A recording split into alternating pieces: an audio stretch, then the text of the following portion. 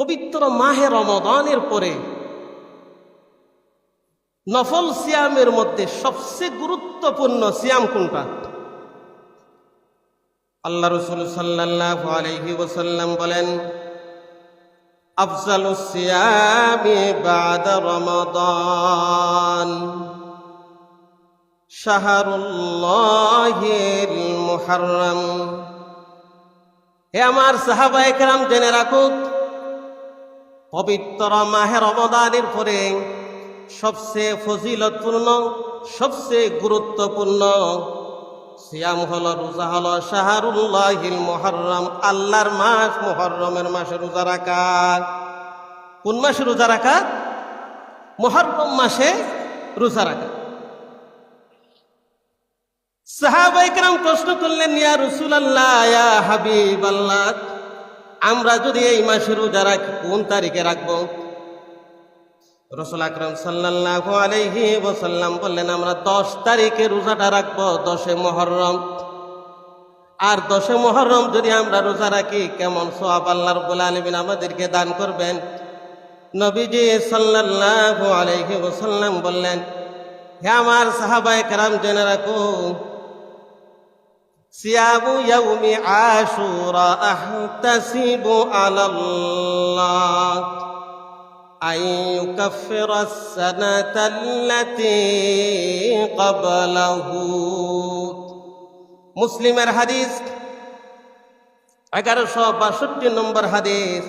আবার নবীজি বলেন, কেউ যদি ইয়াউমে আশুরা অর্থাৎ মুহররমের 10 তারিখ, মুহররমের 10 তারিখ একটু রোজা রাখে, নবীজি সাল্লাল্লাহু আলাইহি ওয়াসাল্লাম বলেন, আমি আল্লাহ পাকের কাছে আশাবাদী 1 বছর আগের গুনাহ আল্লাহ রাব্বুল আলামিন মাফ করে দিবেন। সুবহানাল্লাহ। কয় বছর আগের গুনাহ? 1 বছর আগের গুনাহ। পবিত্র মাহে রমাদানের পরে সবচেয়ে ফজিলতপূর্ণ সিয়াম মুহররমের সিয়াম। তাহলে মুহররমের কয় তারিখ? 10 তারিখ। সকলে বলে কয় তারিখ? 10 তারিখ। এখন রোজা রাখার ধরন কিরকম? রোজা রাখার ধরন, সিস্টেম কিরকম? রাসূল সাল্লাল্লাহু আলাইহি ওয়াসাল্লাম, আন্না রাসূলুল্লাহি সাল্লাল্লাহু আলাইহি ওয়াসাল্লাম কদিমাল মদিনাতা মান ওয়াজাদাল ইয়াহুদ ফাওয়াজাদাল ইয়াহুদা সিয়ামান। রাসূল সাল্লাল্লাহু আলাইহি ওয়াসাল্লাম যখন মক্কাতুল মুকাররমা থেকে মদিনায় হিজরত করলেন, তখন তিনি দেখতে পেলেন মদিনার ইহুদিরা 10 মুহররমের সিয়াম পালন করতেছে। নবীজি প্রশ্ন করলেন, হে ইহুদিরা, কিসের সিয়াম তোমরা পালন করো? হাদা ইয়াউমুন আযীমুন। তারা বলেছে, এই দিন একটি গুরুত্বপূর্ণ দিন, মুবারকপূর্ণ একটি দিন, বরকতময় দিন। কেমন করে বরকত? কিভাবে বুঝতে পারলাম কি এই দিনের ফজিলত? তখন আমার নবীজি সাল্লাল্লাহু আলাইহি ওয়াসাল্লামকে ইহুদিরা বললেন, আনজাল্লাহু তাআলা ফীহি মূসা ওয়া কওমাহু। আল্লাহ সুবহানাহু ওয়া তাআলা এই 10 মুহররমের দিনে অর্থাৎ ইয়াউমে আশুরার মধ্যে আল্লাহ সুবহানাহু ওয়া তাআলা আমাদের পয়গম্বর মূসা আলাইহিস সালামকে ফিরআউনের কবল থেকে দল বলে আমাদেরকে উদ্ধার করলেন, আর ফিরআউনের বাহিনীকে পানিতে নিমজ্জিত করে ধ্বংস করে দিলেন। তখন মূসা আলাইহিস সালাম আল্লাহর কাছে শুকরিয়া স্বরূপ একটা রোজা রেখেছেন। কে রোজা রেখেছেন? মূসা আলাইহিস সালাম। তখন থেকে মূসা আলাইহিস সালামের যারা অনুসারী ইহুদি, তারাও কি রোজা রাখা শুরু করেছে। এখন আল্লাহ রাসূল সাল্লাল্লাহু আলাইহি ওয়াসাল্লাম সাহাবায়ে কেরামদেরকে বললেন, হে আমার সাহাবায়ে কেরাম, শুনে রাখো, ফানাহনু আহাক্কু ওয়া আওলা বিমূসা মিনকুম। তোমরা কি জানো, ইহুদিরা মূসা আলাইহিস সালামকে যেই পরিমাণ ভালোবাসে, যেই পরিমাণ মুহাব্বত করে, তার চাইতে অনেক অনেক গুণ বেশি আমি এবং আমার উম্মতরা মুহাব্বত করে। সুবহানাল্লাহ। তাওরাতকে তারা তো বিতর্কিত করে ফেলেছে, পরিবর্তন করে ফেলেছে,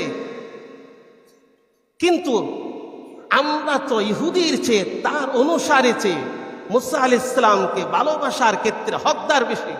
সুতরাং আমরাও রোজা রাখবো। আমরা কি রাখবো? রোজা রাখবো। এখন রোজা যদি আমরা রাখতে যাই ইহুদিদের সাথে মিলে যায়, ইহুদিদের সাথে কি? রাসূল সাল্লাল্লাহু আলাইহি ওয়াসাল্লাম এই পৃথিবীতে আগমন করেছেন ইহুদিদের বিরোধিতা করার জন্য, ইহুদিদের সমস্ত কালচারকে ধূলিসাৎ করার জন্য, আল্লাহ সুবহানাহু ওয়া তাআলার হুকুমকে বাস্তবায়ন করার জন্য। সুতরাং ইহুদিদের সাথে মিলে যায় এমন করে রোজা রাখা যাবে না। তখন রাসূল সাল্লাল্লাহু আলাইহি ওয়াসাল্লাম সাহাবায়ে কেরামদেরকে বললেন, লাইন বাকিতু, আগামী বছর আমি নবী মুহাম্মদ সাল্লাল্লাহু আলাইহি ওয়াসাল্লাম যদি বেঁচে থাকি, আল্লাহ রাব্বুল আলামিন যদি আমাকে হায়াত দেয়, জীবন দেয় এতদিন পর্যন্ত, ইনশাআল্লাহ 9 তারিখ সহ 10 তারিখ মিলিয়ে 2টা রোজা রাখব। কয়টা? 2টা রোজা রাখব। দেখেন, ইবাদতের ক্ষেত্রে ইহুদিদের সাথে যাতে মিলে না যায় সেই বিষয়টা পরিষ্কার করে দিলেন রাসূল সাল্লাল্লাহু আলাইহি ওয়াসাল্লাম। আচ্ছা, ইবাদতের ক্ষেত্রে যদি ইহুদিদের সাথে মিলে যাওয়াটা রাসূল পছন্দ না করে, তো আমাদের সংস্কৃতি, কালচার, আমাদের ব্যবসা বাণিজ্য, রাজনীতি সব ক্ষেত্রে ইহুদিদের সাথে বিরোধ থাকতে হবে। এটাই রাসূল সাল্লাল্লাহু আলাইহি ওয়াসাল্লামের শিক্ষা। কোন ক্ষেত্রে ইহুদি, খ্রিস্টান, পশ্চিমাদের কালচারের সাথে আমাদের সংস্কৃতি মিলতে পারবে না।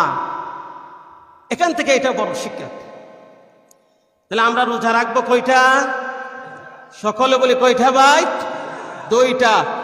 আজকে মুহররমের 8 তারিখ, ঠিক আছে না স্যার? তাহলে আগামীকাল 9 তারিখ, 9 তারিখ 10 তারিখ, আর যদি না পারি হাদিসে এটাও আছে এই 10 তারিখ 11 তারিখ, এইভাবে কি রাখা যায়। বড় ফজিলতপূর্ণ রোজা, 1 বছর আগের গুনাহ আল্লাহ তাআলা মাফ করে দিবেন। এমন রোজা যদি আমরা বাদ দিয়ে দিই, আমার মতো কপাল পোড়া এই পৃথিবীতে আর কে থাকবে?